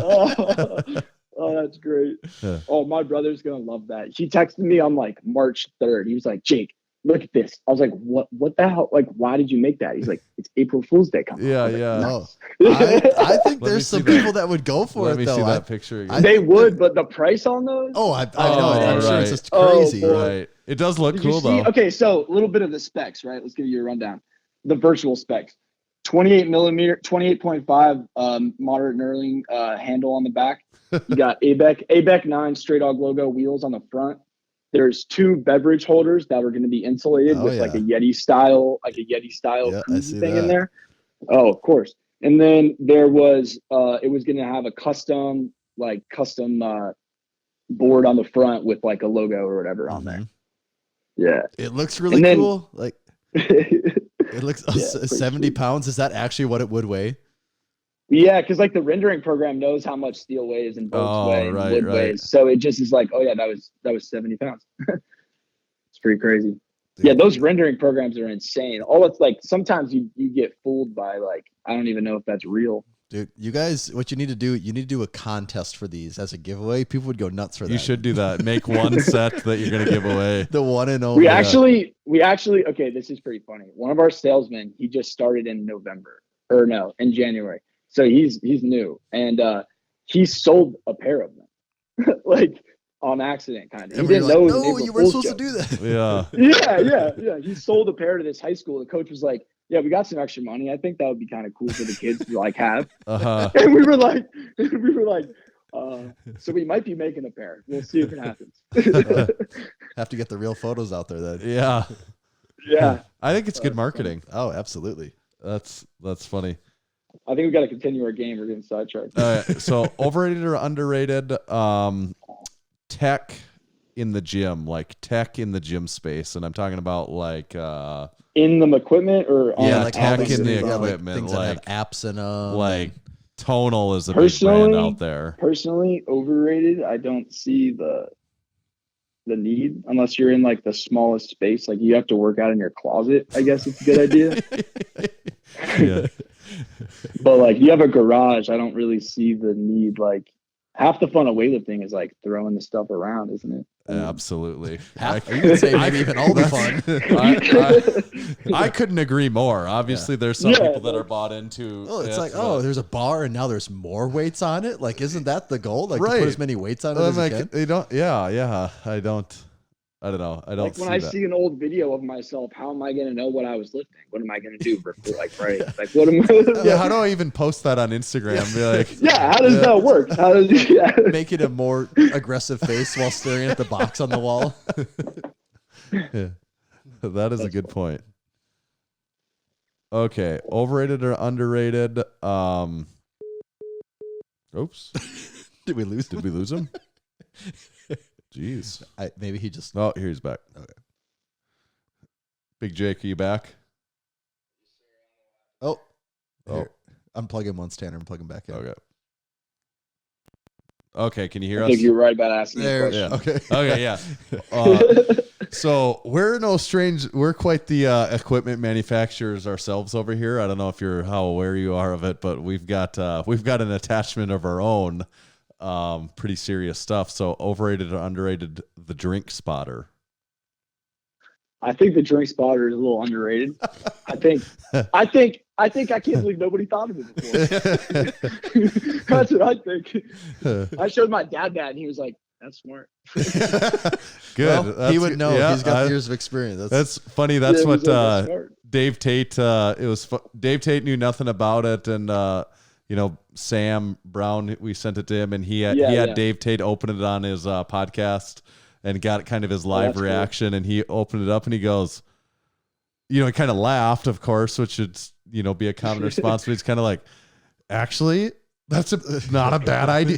I think that's what he said. Like, actually, that's kind of a good idea, or kind of just that same reaction that people get, or people are like, "Oh, that's stupid. Who would waste money on that?" Mm-hmm. But that's I can't believe I didn't come see you guys at the Arnold. I was walking around. I don't know what happened. It never happened. Well, we'll be there next year again, so you have to. So we were set up in the education portion. We had like a rack for like demonstrations. There was different like strength coaches giving like demonstrations about like press, deadlift, back squat, mobility. Like where is that then? Where are you talking about? It's like up by that like weird head thing where they project different people's heads on there. It's like right by there. Oh, like not in the main. So when you walk in right to the left, there's that hallway. And like if you walk far enough, there's an escalator. We'd come down that escalator, Tanner, and then there'd be that head. Yeah. There's a company called Muscle Feast. They're over here in our area in Newark, Ohio, and they kind of put that on, and they asked us if we wanted to like bring our equipment. We were like, gotcha. Sure, yeah. So you might have seen me carrying a rack through the middle. Of the Arnold. It was a good time. Okay, that head thing is weird. Every year I notice. Yeah, that thing is weird. It's kind of creepy. That's been there for a while because like I'm from Columbus. Like I've seen that. It's been there for a couple of years at least. Yeah. So were you aware of the drink spotter before just these last couple of weeks, like of us talking to you? Had you seen that before ever? Oh, of course. Okay, good. Just wanted to make sure. I don't think there's much on Instagram I don't see. I don't think there is. I really don't. You found the end of Instagram? Yeah, my phone tells me to stop. Yeah. It's like there's nothing to refresh. It's all been done. Literally. Okay, so this is the last overrated, underrated, and you did say you did some wrestling before. Yeah. This is based on maybe a different type of wrestling, and you are Stray Dog, of course. So what we're going to ask is overrated or underrated, the NWO Wolfpack.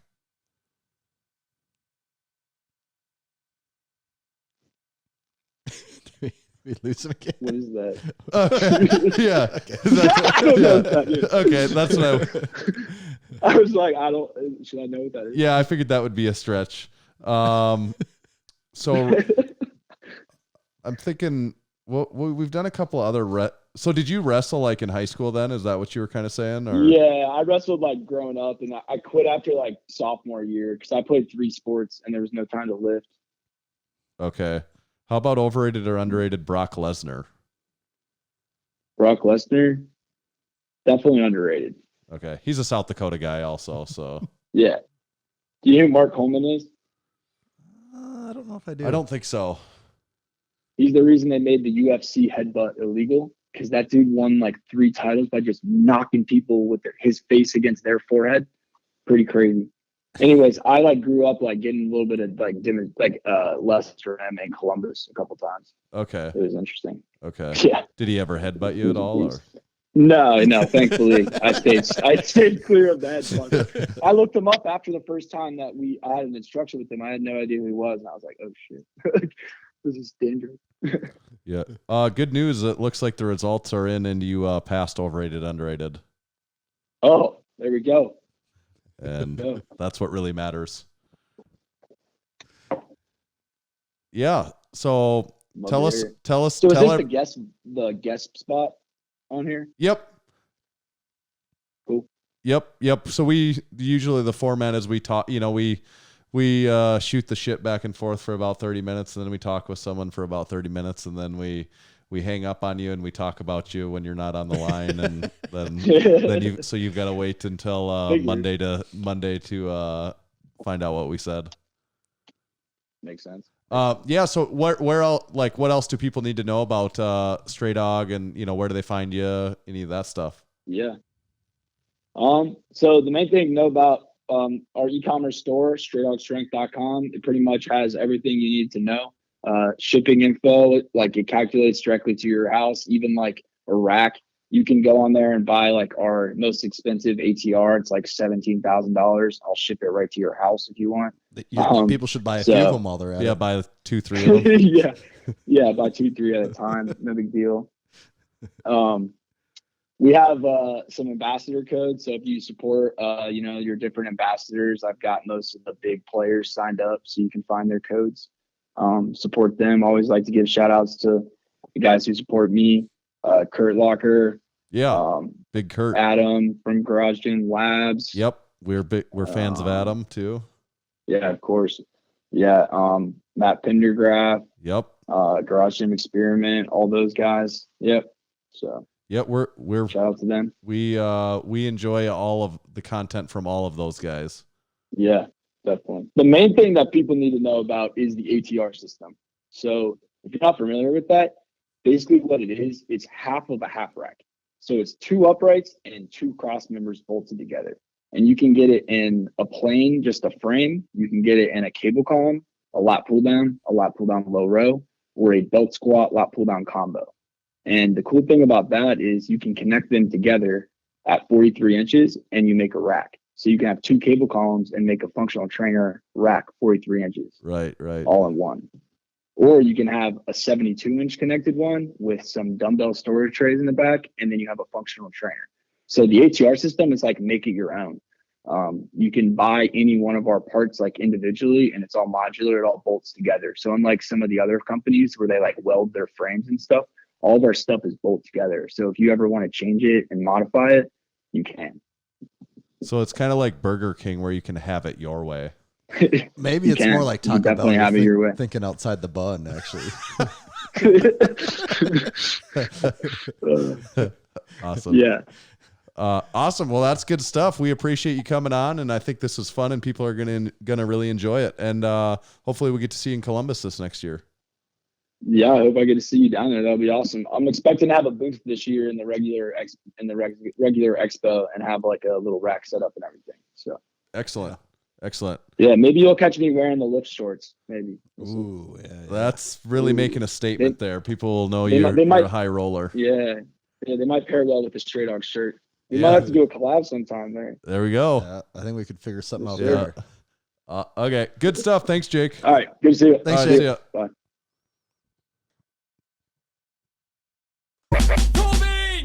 Cool beans. There's almost a gonna, pause. I didn't know between that was. there. You're like, what? Is he that gonna was get the other one? that was climactic. I was Whether you're going to give him trying the to cool get beans. the button here, it's I was like, is Tommy really not going to give only him the cool deliver beans? one beans. Yeah. It's like, wow, he's been a really hard critic on this. Yeah, geez, that's tough. Decided, with supply chain issues, Yeah. with everything going on, you can't just give out Yeah, beans. we only got so many cool beans to deliver It was here. a bean ration. No, that was cool beans. That was. Stray Dog Strength. They got some really cool, innovative things going on, actually. Yep. And I think, I guess as someone that buys equipment, I do think more about supporting some, sometimes some of the companies that aren't like the $500 million companies. Outside of companies that are multiple hundreds of millions of dollars. Right. Because that's just less. Yeah, I don't know. I mean, I also don't have a problem buying some things from some of those companies and stuff too, because. But there's also cool to know that there's other options that exist. Right. Like that's to know that you're not stuck with like 3 big companies you have to buy everything from. And like these companies, and it's not just all of these companies ripping each other off. Like you actually have other companies that are family owned, smaller, and doing cool, innovative things. Yeah. Like that's fun to support that. It's like Buddy Cap's making a barbell down in Texas, or Grant Brogy, making plates out in California. In a lot of cases, these people are doing it better than the people with essentially unlimited budgets, you know? Yeah, exactly. What's not to love about that? It's cool beans. Very cool beans. This segment is called "I Get Tommy's Reaction to a Meme I Just Made Live on Air." So I mean, getting really blind. Yeah. Was this it here? That was the meme. You just told me that, and like I don't get to see anything. No. This is I made this today, and I just thought, that's funny. All right, here we go. I haven't proofread it, I guess, so just in case it's. I like it. I like it. Am I supposed to read it out loud? Yeah. It'll be posted by then, I guess. I so think what would maybe even take it up a notch would be like if there was like maybe some flowers watermarked in the background. That's a good idea. You know, just to really like soften really, it up a little bit. yeah. It says, I'm about to go to war on the barbell, and it's what do you call those? Like an acrostic or whatever, where it's where like the first letter is. So it says, I'm about to go to war on the barbell, and then it's war going down. And so W, the first letter, walk up to the bar calmly. A, ask a pal for a spot. R, remember to have fun. I like that.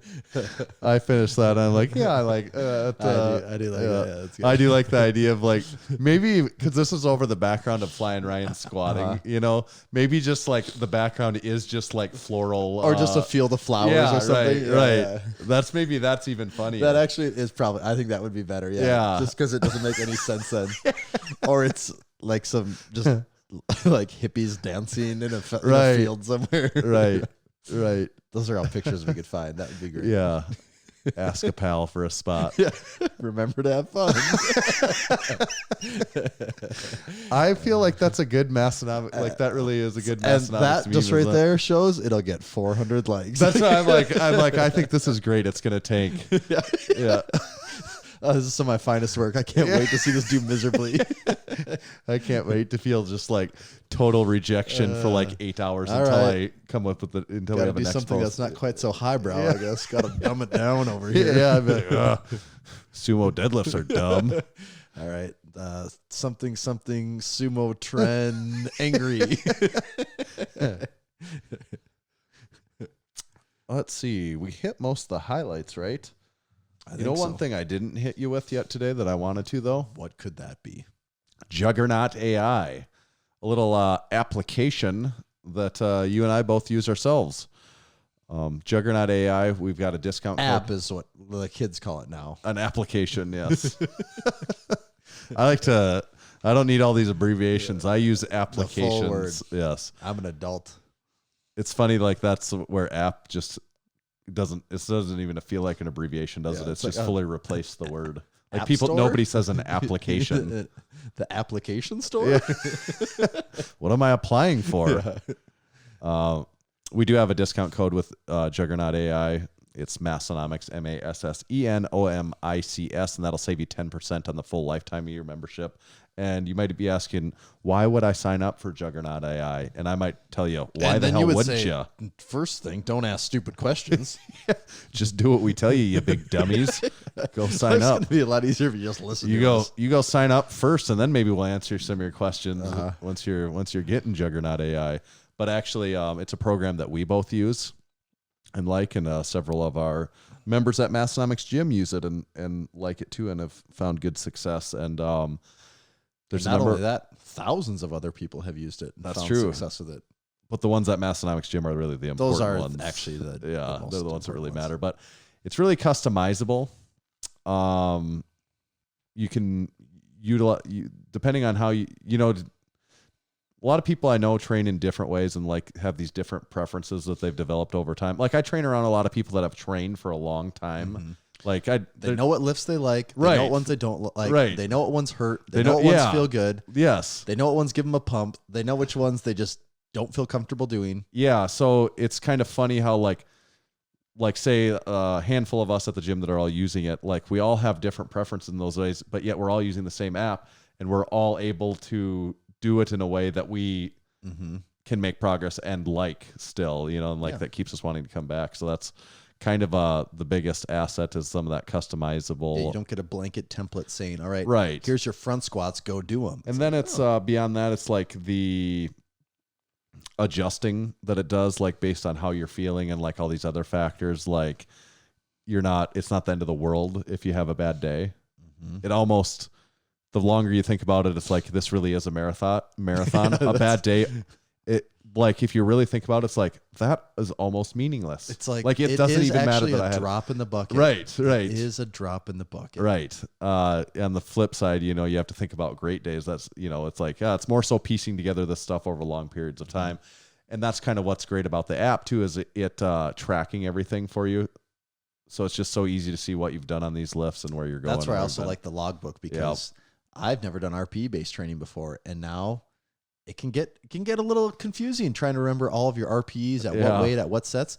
You just hit the logbook right there. Boom. It gives you all of your RPE, your history for that exercise with everything. And it's like, damn, okay, this does kind of take some of the guesswork out of what this number is supposed to be and how I felt the last time I was doing this. Yep, absolutely. So all of those are the reasons why you should go sign up at Juggernaut AI. Get the Juggernaut AI application, discount code Massenomics. Save yourself 10%. Massenomics, 10% lifetime of your program. We'll be back. And then was there anyone else we had? Was it Murat? Did we hear from Murat yet? No, we haven't, but I think we should. Mr. Shikris? This episode is also brought to you by Fusion Sports Performance Supplements. Do you know what's in your supplements? If you use Fusion Sports Performance, you always will. Fusion SP prides itself on being fully transparent, never using proprietary blends, and always providing its customers with top quality products. They offer 2 pre-workout options with Super Soldier pre-workout and Mad Titan High Stim pre-workout. Both have proven ingredients at their full clinical doses to maximize performance, increase muscular endurance, improve focus, and get you that much sought-after pump. Both are favorites among strength sport athletes. Healing Factor post-workout combines BCAAs with a full serving of creatine monohydrate and other great ingredients to help maximize your efforts in the gym, build muscle, and recover fast. Fusion's whey protein isolate not only tastes great, it also has 27 grams of protein per scoop, 0 fat, and low or no carb options, depending on the flavor. It doesn't contain any soy or gluten, and it won't cause any stomach discomfort.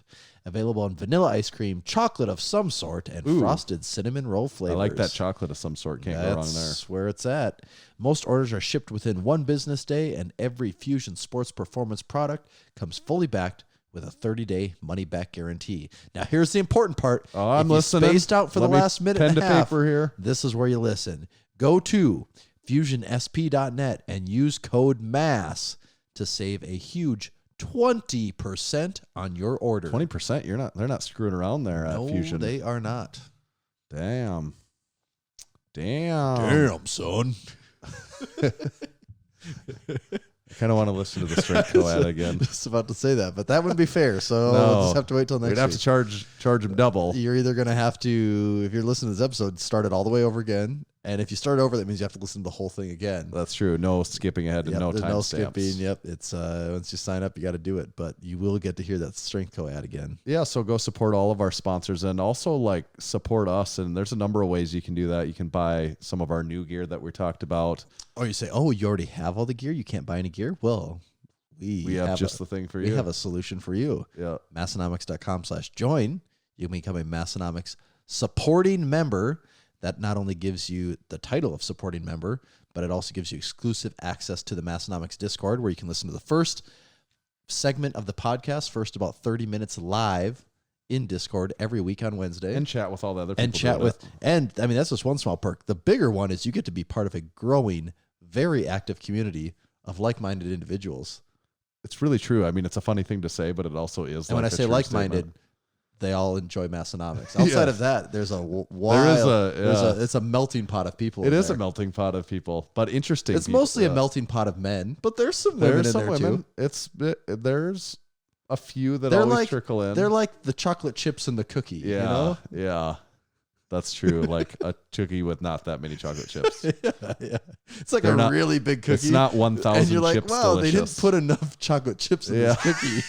But it's still a cookie, so it's pretty good. And it's like well made. Yeah, it's like, it could just use more chocolate chips. Yeah, just someone needs to get some more of those in there. Yeah, it's like not burnt and it's not.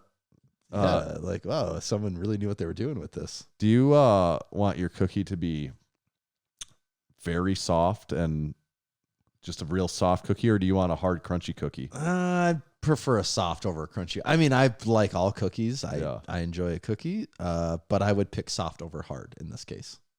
I feel like that's what a lot of people would say. Maybe. Why were you going to say hard? I thought you were. I thought maybe you were setting yourself up No. to say you would pick a hard, crumbly cookie. Part of it, I think, 'Cause no the one would- antagonistic attitude in me wants to say that I like a hard, crunchy one better You're not because gonna like go to a bakery and Yeah. be like the hardest, crumbliest cookie. Everyone's like, no, it's like the softest, moistest, right. like. But I feel like gooeyest some cookie. people like the hard, like like that's a style, right? Well, what if I tell you you can't dunk it in any milk? You just got to eat it Yeah. dry and hard and crumbly. It's I like don't know. eating dust. Yeah. The dustiest cookie you'll ever have. But do you think a cookie can be too soft? Well, yeah, again. What yes. about like those? like when you can't even hold it? It's falling apart. It's okay, too soft then. what about this? Are these good? The chewy Chips Ahoy cookies. Are those? Is that good? Is that food? Is that food? Because that's I mean, almost not food. We're already talking about cookies. So Right, right. The But food then, like- designation's already pretty loose here. I mean, that stuff, it has that, artificial manufactured process thing going on. Yeah. It's been a long time since I've had a chewy Chips Ahoy cookie. You know what I'm Like, talking about exactly, though, right? The chewy Chips Ahoy. They're really like you could just grab one. You could grab 5 and mush them up into a perfect maybe dough I ball. don't know then. Yeah. Oh, I don't know if I've had that. They're really like. Oh, I don't think Okay. I've had that. Yeah. Okay. I'm probably going to go get some of these and figure this out now. Regular Chips Ahoy are crunchy. Yeah. Yeah. Like they yes, snap. Yeah, they are. They do. would snap, They do, right? Yeah, and they crumble. Yeah, they Yeah. would snap and crumble. They have a snap. Yeah. I didn't know you there was don't- ones that were that soft. Yeah. You can literally think they're ball called- them up. I think I don't know. I almost need to buy them to test if my. And I also have not had one in a very long time, but I think you could ball them up and there wouldn't be crumbling. Yeah, I got to get. There to would the be bottom. molding. Like I picture it like Play-Doh. If you took 5 Play-Doh made cookies, you could almost turn it into this homogeneous ball that you could again make into new cookies, and it would just there would be no like It just never deterioration of ends, yeah. integrity. It's like you drop one, you just push the other. You pick it up by pushing the other one onto it. Yeah, yes, it's like a salamander that grows its tail back. That's what chewy Chips Ahoy cookies are. I'm really curious about these now. I might be like way over exaggerating what I think they are, and it's just like, chewy Chips Ahoy cookie are a caricature of themselves in my mind now. right. I kind of hope you're right because this sounds really interesting. I'm gonna be let down when it's like, no, it's just like a normal cookie, actually. I mean, I think that's the question for someone is, do you prefer a regular Chips Ahoy cookie or the chewy Chips Ahoy Well, cookie? but even like Girl Scout cookies, you could say are all crumbly, hard cookies. I think they are but it all is pretty- kind of like I consider that a different type of cookie. Like that's not the cookie someone's cooking up in their kitchen. Yeah, so the conversation we're having before is a chocolate chip cookie, Yeah. basically. Like, do you want that to be a this crumbly soft fall or apart thing. or but then that style cookie, like a Girl Scout cookie, It's well, a much yeah, more those- processed item, right? And I like those a lot too, though. But I think of that as a different type Yeah. of. That's not like a homemade item Right. to me. Or like the Oreo is Right, and the Oreos, I love Oreos too. yeah. They're super. Like I don't ever crave this stuff. Like I'm never sitting at home like, oh, I want that so bad. Right. But I am the person that if they'll show up in our house, I kind of just have to eat them all. Yeah. And it really bugs Until me it's because done, yeah. yeah, it's like it's almost like a chore. It's like this has to just be done because Yeah. if this isn't done, then I'm just gonna keep thinking about it. We have a decent amount of that, not like an overly large amount of that stuff around, but a decent amount because of the kids and Oh everything my god, like that's that. I never had any of that stuff around. And then you get a wife and kids, you're like, whoa, Right. Like the number of sugary carbs in our house, Oh, just like so much. just it grows by the day. Yeah, for sure. And I really don't eat any of it because I eat a lot of the other, but not to say I don't like it. I could, Oh, it's great. if I had no inhibitions or like, Or if you just felt like really, really going for it. I could eat a sleeve of Oreos. And Oh, I mean, I'd God, feel I know. gross afterwards, Yes. but I could do it and enjoy it while I'm doing it. And there was a time in my life when I could definitely Mm-hmm. would do that, but I don't do like, it's also why I don't even really eat one Oreo then, because I'm like, yeah, like, then it's like, yeah, this does taste pretty good. I could eat a sleeve of these and not think twice. And it's like, well, I just had like 1,000 calories of nothing. You're like Ben Stiller in Dodgeball when he's holding, is it the pizza? Is that what it is? I Or think- is is that- does he have a cookie or what? I can't remember. Yeah. Yeah. He's got like the the clamps. Does he have like electric clamps on his nipples or something? And he's like, yeah, you want that, don't you? So that's in. Isn't that dodgeball? Okay, Isn't that's it? not in. It's not heavyweights. Okay, But I'm sure there's a very similar scene in heavyweights. Because that's kind of the same. It's really the same character almost, isn't it? It is. I was going to say along those lines of things that I didn't realize how good they were because I'm not 5, so I haven't bought these in forever. Dude, Teddy Grahams are pretty damn good. Yeah. Because it falls in that line where it's not so sweet. Right. You know, because you could eat like 4 Oreos and really like them and be like, okay, that was sweet enough. I satisfied that. Teddy Grahams. But like Teddy Grahams, you can just go to town. Like you get a handful of them and you just start going, and it's sweet, but not so sweet that it makes you say I'm done. And they're good, man. You know what's a They're funny good. thing I think of? Like, what separates Teddy Grahams from like a cereal? Why couldn't you just dump a bowl of Teddy Grahams and dump milk on it? I'm like, because nobody does that. Because they're really expensive compared to a box of cereal. Okay, they are really expensive. They probably. I think cereal's expensive too. Well, with everything going on, I'm assuming. Yeah. I buy them and I don't even look at the price on them ever. But I'm assuming that little tiny box of Teddy Grahams costs the same amount as that big box of cereal. Yeah. So I guess. What it's about relative. just a straight up graham cracker? I also did not realize how good those are either and I didn't realize that they make flavors of those. Yeah. Like you can get, there's like chocolate. There's like honey and chocolate and all that stuff. I never went down that aisle until I started having kids. And now I go down that aisle a lot. And graham crackers are pretty damn good because they fall in that same line of it's sweet. So it kind of satisfies that itch, but it's not not so sweet that it's overpowering. So you're like, oh, I could just eat a whole package of these things. You know what the one downfall of the graham cracker though is, in my opinion? It's crumbly. Well, it is crumbly, but it gets stuck in your teeth. It's like fills your molars. Yeah, I kind of. Like it's really a molar filler. I mean, it's not like it's like a Snickers bar or anything. You know, True. Could be worse along those lines. True. Oreos are pretty bad. If you ever eat an Oreo, like it'd be those at are a lunch, tooth filler. and then you're like, oh, I got to run to a meeting, and then you look, you're like, whoa, it looks like I don't have teeth in the back because everything's black. Yeah, it looks like I eat dirt. Yeah, don't mind me. I was just eating my dirt lunch. Yeah. But I don't know if we've discussed this before, but Oreo really isn't the original. You know, Oreo is the knockoff of the what is it? Hydrox. Did we Am I discuss saying- this? Is this something? Maybe we've never talked about it before. And I might have the name a little bit wrong. I got to check. I have the name a little bit wrong, I think. Or is it? No, it is Hydrox. Yeah, I have it wow. right. Yeah. Hydrox is the brand name for a cream-filled chocolate sandwich cookie currently owned and manufactured by Leaf Brands. It debuted in the United States in 1908. Wow. Let's see. Is Hydrox the original cookie? This says the similar Oreo cookie introduced in 1912 is an imitation of the original Hydrox. Interesting, isn't it? So you never have heard that before? No, Yeah, never. Oreo is the imitation of the Hydrox. What an awful name. Oh, the worst name. The downfall of Hydrox had to be that they're called Hydrox. Like, is this cookie made of bleach? It sounds very chemical. Yeah. Yeah, not something that you'd want to eat or appetizing. This reminds me, now is as good a time as any. I was going to ask you this at some point. We're really on specific time. Well, with Oreos, I did really, Oreo has become, I've really enjoyed Oreos lately. It's become one of my favorite, Blizzard or right. down the street here, Twister flavor. Okay, yeah. Just works well. But do you know how many flavors of Oreo that have been released there are? Like ever? Well, I think it's ever, yeah. I bet it's a lot. Would 50 be too many? That is not enough. 100? That's too many. Oh, okay. Somewhere like 75? A little more. 80? A little more. 85? This says 85 plus. So Okay, you're pretty close okay. there. Yeah. So maybe there was 100. Maybe Yeah. But I'm looking through Maybe here it's 5,000. It's just 85 plus. and some of these flavors are just like, well, yeah, I knew that was a flavor.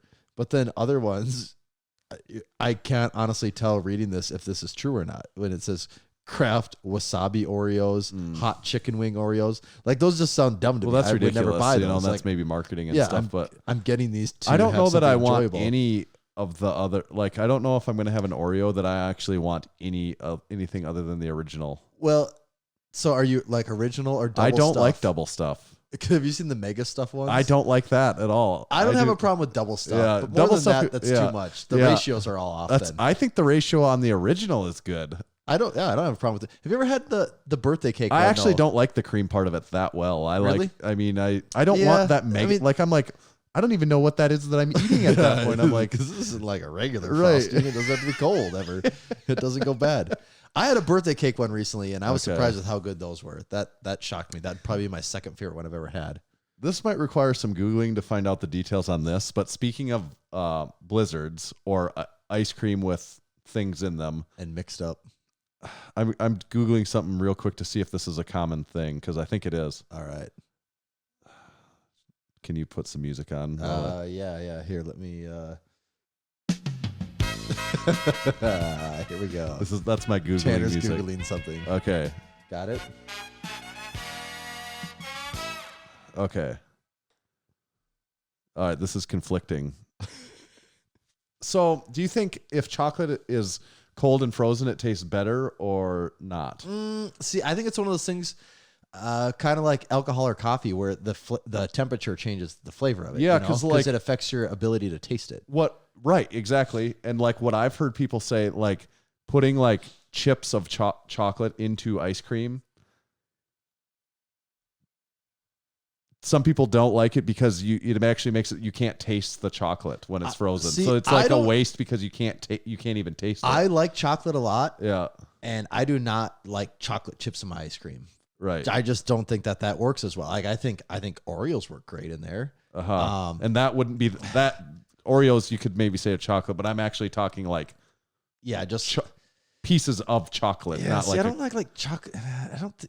It gets too hard, and yeah, I feel like when chocolate is frozen, it doesn't have the same taste. and it's It doesn't quite do the melt in your mouth thing. right. So that's what I googled. Can you taste chocolate when it's frozen? Or Uh-huh. I'm like the real question is like how much does it change it? Probably, but it's funny. The first thing that comes up is any kind of chocolate candy tastes better after it's frozen. It slows you down while you eat it, so you can really appreciate each bite. And as the chocolate defrosts in your mouth, the flavor changes. I feel like that's if you have a piece of like if it's Yeah. a small, like usually when it's ground up in the stuff, it's small. You just chomp it and go. Like you never Right. really taste it. Like yeah, if someone gave you a chocolate bar and it's frozen, you got to take your time with that. Yeah, But it's like when you have a beer that's super super cold, it does not taste the same as when that's warmed up slightly and you can now taste the flavor a little Yeah. bit. Or coffee that's way too hot, you don't actually really taste that the same way as you do if just bring the temperature down a little bit, and now you can actually hold it in your mouth for more than a split second. I think what we probably need to do at some point in time, though, is have the official taste off of the regular Chips Ahoy versus the chewy Chips Ahoy. I and see think we'll do which need to is do a that better next week. cookie. Yeah, Because yeah, I think that needs to happen next week. I think that And solves some debate. I really want to know what the consistency of this actual Yeah. chewy Chips Ahoy cookie is. I could be way off. It'd be amazing if it was actually that sticky, but it'd also be amazing if it wasn't at all. Yeah, And it right. was- Because in my mind, the more I'm thinking about it, I'm like, it's It's just like a it's log just, of raw cookie dough. that they basically. just slice up into pieces, and like, here's your cookie. Go enjoy it. Yeah. We'll get to the bottom of this. Yep. If it's the last thing we do, it could be the last thing we do. It might just be. Which basically what I was saying, go support us. So yeah, I guess the moral of the story here is become a supporting member. Yep. Support us. Leave us a review on Apple Podcasts, a 5-star 5-star review. Leave Mention us a cookies or ice cream. 5-star rating on Spotify. Yes. That's the easy one. Buy our stuff. Buy 4 or 5 things. We got a bunch of stuff on sale. We never mentioned that last week either. we did. A whole bunch. That's actually worth mentioning real quick before the end. A whole bunch of new stuff on sale on the site. No discount needed. It's on our sale tab. There's like 20 items in there that are all discounted off the regular price. Limited sizing, limited availability. A bunch of stuff that's going to go away. So if you want any chance of getting it, there's a few shorts, maybe like 1 pair of joggers, a couple sweatshirts, and then there's like 10 different T-shirts in there. So check them out. Mm-hmm. Tommy, where do they find you at? You can find me at Tomahawk_D. You can follow me at Tanner_Baird, but just make sure to follow Massenomics at Massenomics. See ya.